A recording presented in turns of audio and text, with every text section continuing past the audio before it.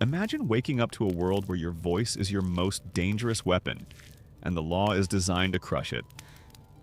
We often romanticize the Middle Ages as a time of knights, castles, and chivalry, but if you were a woman, this era wasn't a fairy tale. It was a survival horror story. In a society ruled by rigid religious dogma and absolute patriarchal control, stepping out of line didn't just result in a fine, it resulted in the systematic destruction of your body and your dignity. Today, we are peeling back the layers of history to expose the sadistic creativity of medieval justice. We aren't just talking about prison. We are talking about iron masks designed to shred tongues, chairs built to drown the innocent, and wheels engineered to shatter bones. These are the true stories of how fear was used to keep women in chains. But be warned, the first device on our list proves that in the eyes of medieval men, a woman's words were more terrifying than any sword.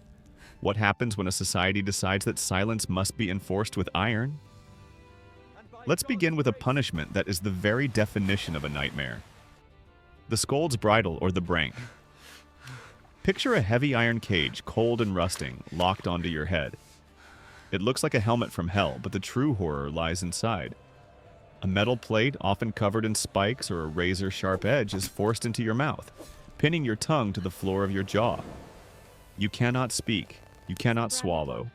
Any attempt to move your tongue results in lacerations and a mouthful of blood. This wasn't reserved for murderers. This was for scolds. Women accused of nagging, gossiping, or simply arguing with their husbands. But the physical pain was only half of the torture. A bridle often came with a bell attached to the top. Why? To announce your arrival. The authorities would chain you and drag you through the town square. The bell would ring, alerting your neighbors to come out, point, laugh, and throw filth. It was weaponized humiliation, designed to break a woman's spirit by turning her own community against her. But if iron couldn't silence you, the medieval courts had a watery alternative that was even more terrifying. While the bridle attacked the mouth, the ducking stool attacked the breath. This was not a harmless prank. It was state-sanctioned drowning. The device was simple but effective. A wooden chair attached to a long seesaw-like beam, located by the river or a stagnant pond. The accused woman, often labeled a gossip or a witch, was strapped tightly into the seat. Then the show began. The operator would hoist the beam and plunge the woman into the freezing, murky water. They would hold her under until her lungs burned and she began to convulse, pulling her up just seconds before death, only to plunge her back down again. The crowd cheered as if it were a sport. The psychological terror of drowning, combined with the shock of the cold water, could cause heart attacks. And for those who survived the water, the danger wasn't over.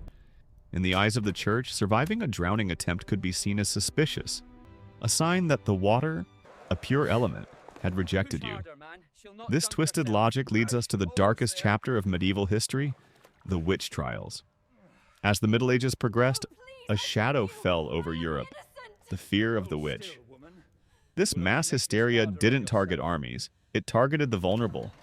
Elderly women, widows, healers, or anyone who didn't fit the mold were dragged from their homes.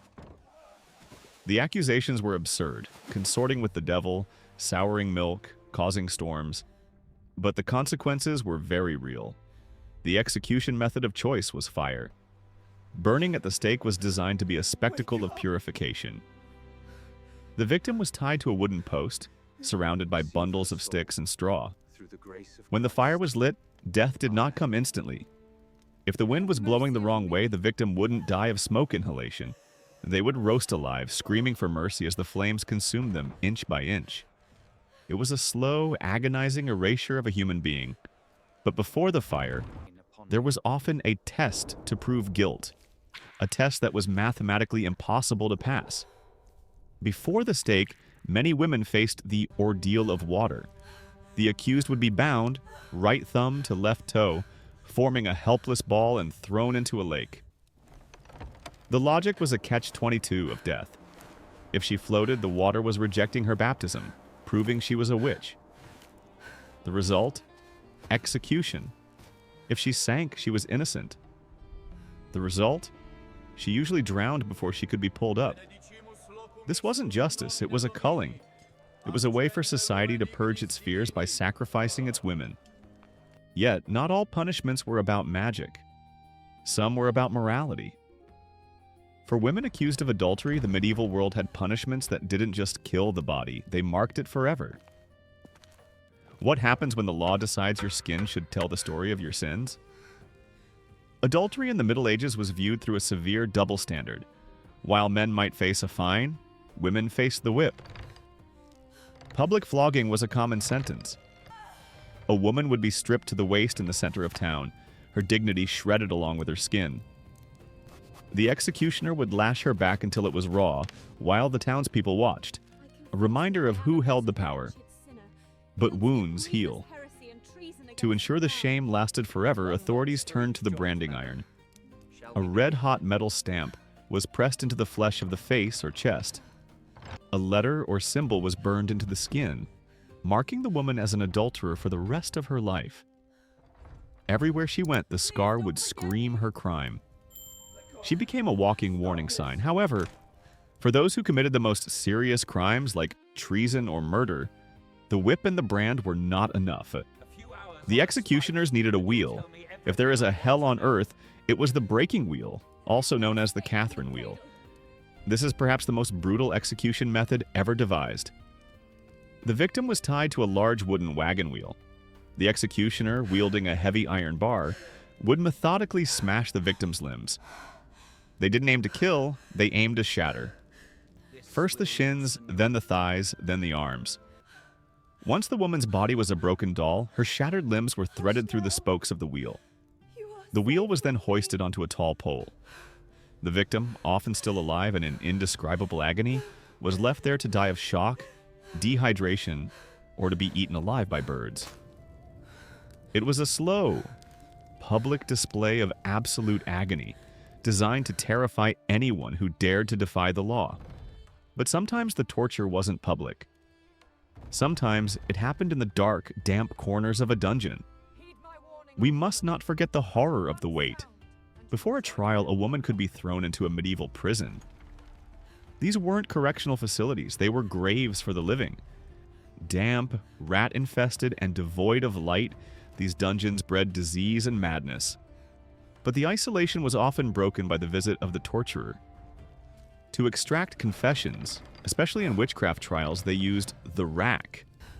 The victim's ankles and wrists were tied to rollers at opposite ends of a table. As the rollers turned, the body was stretched.